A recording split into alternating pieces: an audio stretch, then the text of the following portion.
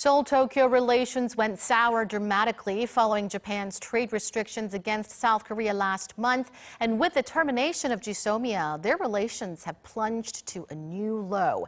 And experts say it has now become even more difficult to mend ties. We turn to our Lee Ji-won for more. Last year, South Korea's Supreme Court ordered Japanese firms to compensate the Koreans forced to work for them during Japan's colonial rule.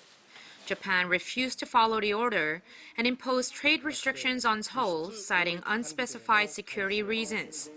And because of a loss of trust, Seoul on Thursday decided to terminate the military information sharing pact. Numerous experts say their dispute has now officially expanded from trade to security.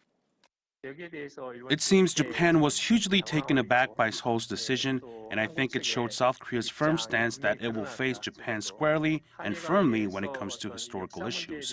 So if they continue to go after each other hard, I think the standoff could go on for a long time.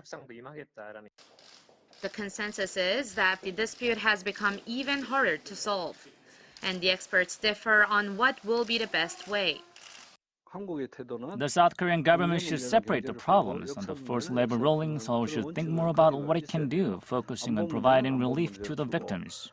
On the trade restrictions, Seoul should suggest talks in which it not simply asks Japan to lift the curbs, but explains the impact on its economy.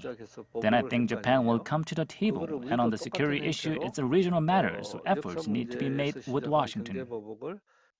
But with South Korea having continuously requested talks with Japan, some say Japan should be the one to make the next move.